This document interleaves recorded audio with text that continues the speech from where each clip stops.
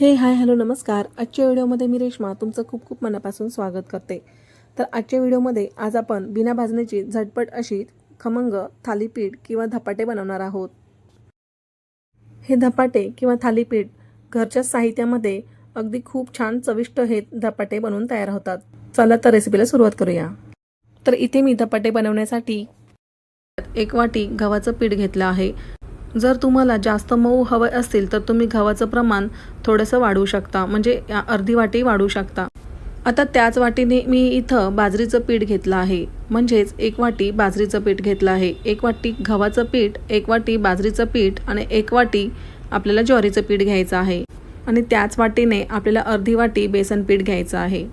आता हे सर्व पीठ मी एका बाजूला ठेवून देते आणि आता आपण याच्यानंतर वाटणाची तयारी करूयात.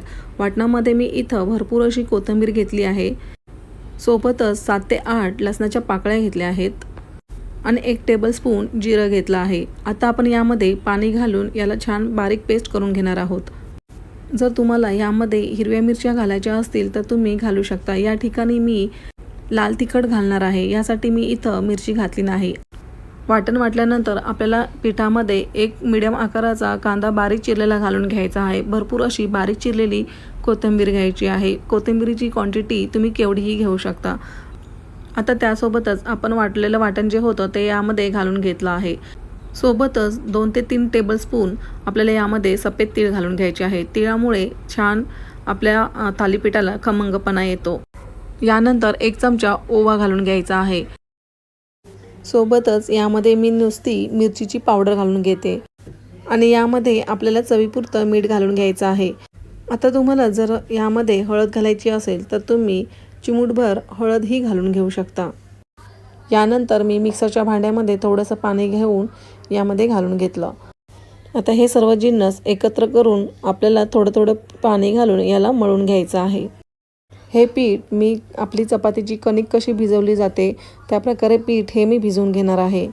समजा जर तुम्हाला पीठ घट्ट मळून घ्यायचं असेल तर तुम्ही हे पीठ अर्धा ते 15 मिनिटासाठी पीठ भिजवून घ्यायचं आहे. नंतरच त्याचे धपाटे करून घ्यायचे आहेत आणि सोबतच त्याला आपण पाण्याचा हात घेऊन पीठ पुन्हा मळून याचे धपाटे करून घ्यायचे आहेत.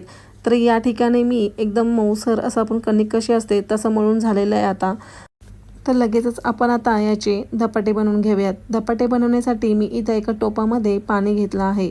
सोबतच मी इथं ओला फडका करून एका पोळपाटावरती ठेवून घेतला आहे. पोळपाटावरती मी पाण्याचा थपका लावून घेतला आहे. आता हातावरती पिठाचा गोळा करून जेवढ्या आकाराचा तुम्हाला गोळा हवा असेल तेवढ्या आकाराचा गोळा घेऊन यावरती आपल्याला थापून घ्यायचा आहे. आता थापताना मी पुन्हा पाण्याचा हपका लावून घेतला आणि गोळा ठेवून पुन्हा हाताला पाणी लावून घेतलं आणि या प्रकारे बघा तुम्हाला व्हिडिओमध्ये जसं दिसत आहे आपल्याला असं एकसारखी ही आपल्याला धपाटी थापत घेऊन जायची आहे. जर धपाटी थापताना पुढे सरकत नसेल तर पुन्हा पाण्याचा हात लावून घ्यायचा आणि ही धपाटी छान थापून घ्यायची आहे. आता बघा आपण कपड्यावरती आधी पाणी मारून घेतलं आहे. ते यासाठी हे पीठ आपण जेव्हा थापतो ते याला खाली चिकटून बसू नये आणि जेव्हा आपण तव्यावरती हे धपाटी सोडतो ती अलगद अगदी सहजरित्या निघते.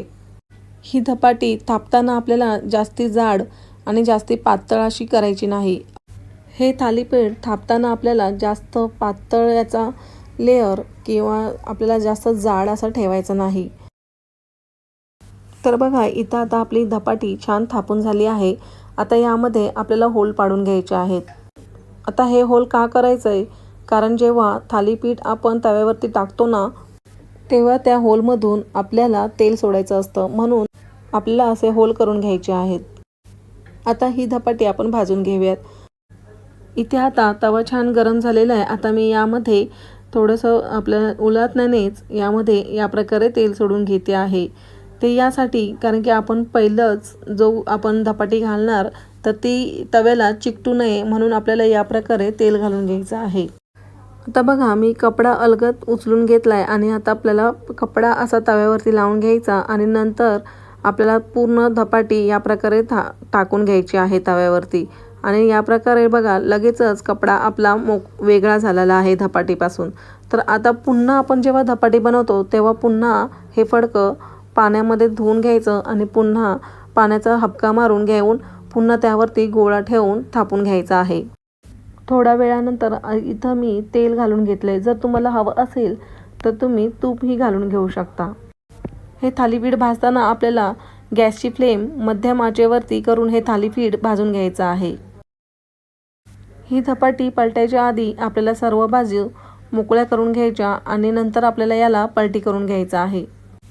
गॅसची फ्लेम हाय ठेवली ना थालीपीठ शिजत नाही नीट आणि ते नुसतंच भाजलं जातं। म्हणून आपल्याला हे थालीपीठ भाजताना मध्यम आचेवरती फ्लेम करून आपल्याला हे थालीपीठ छान भाजून घ्यायचं आहे। त्याचबरोबर जेव्हा आपण कपडा टाकतो ना तव्यावरती तेव्हा आपल्याला गॅसची फ्लेम आपल्याला मंद करून ठेवायची आणि नंतर आपल्याला ही धपाटी आपल्याला टाकून घ्यायची आहे। नंतर आपल्याला गॅसची फ्लेम मध्यम आचेवरती धपाटी भाजून घ्यायची आहे। आता या धपाटी करताना तुम्हाला जर तीळ लावून करायचे असतील तर तुम्ही तीळ लावूनही करून घेऊ शकता। ते मी तुम्हाला पुढे व्हिडिओमध्ये दाखवतेच। या प्रकारे आपलं हे खमंग थालीपीठ छान भाजून झालेलं आहे। आता तुम्हाला मी मगाशी सांगितल्याप्रमाणे कपडा छान पुन्हा मी स्वच्छ धुवून पाण्यामध्ये डीप करून घेतला आणि आता पुन्हा त्याला पाण्याचा हापका मारून घेऊन पिठाचा गोळा यामध्ये थापून घेणार आहे।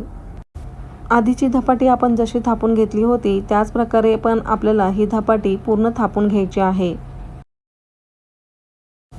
तर बघा इथं आता माझी धपाटी संपूर्ण थापून झाल्यानंतर आपल्याला यामध्ये तीळ लावून घ्यायचे आहेत। आता तीळ लावताना मी हातावरती न घेता चमच्याच्या साहाय्याने आपल्याला यावरती तीळ असं पसरवून घालायचे आहेत। हे तीळ आपल्याला संपूर्ण धपाटी थापून झाल्यानंतरच आपल्याला घालायचे आहे। तुम्ही जर आधीच घातलं तर ते हे तीळ पिठामध्ये जाऊन बसतील आणि ते तीळ म्हणजे दिसेनासे होतील। असं जर वरून तुम्ही तीळ थापून घेतले तर धपाटी दिसायलाही सुंदर दिसते आणि खायलाही आपले हे धपाटे तयार आहेत। हे धपाटे तुम्ही मटकीची उसळ म्हणजे कोणतीही उसळ जी कडधान्याची असते तुम्ही त्या उसळीसोबत खाऊ शकता आणि दही धपाटे खाऊ शकता, ठेचा धपाटे खाऊ शकता। जसं तुम्हाला आवडत असेल त्यासोबत तुम्ही हे धपाटे खाऊ शकता। जर तुम्हाला यापेक्षा थोडेसे कडक धपाटे आवडत असतील तर तुम्ही यामध्ये गव्हाचं जे प्रमाण आहे ते अर्ध करा आणि जर तुम्हाला यापेक्षा जर अजून मऊ हवे असेल तर तुम्ही गव्हाचं प्रमाण थोडंसं वाढवू शकता। रेशूस रेसिपी चॅनलवरती जर तुम्ही नवीन आला असाल तर सबस्क्राईब करा आणि बेल आयकॉनवरती क्लिक करा म्हणजे मी व्हिडिओ टाकल्यानंतर त्याची नोटिफिकेशन सर्वात आधी तुमच्याजवळ येईल। रेसिपी आवडल्यास एक लाईक करा आणि खूप खूप शेअर करा। तर भेटूयात अशा छानशा नवीन रेसिपीसोबत। Bye bye.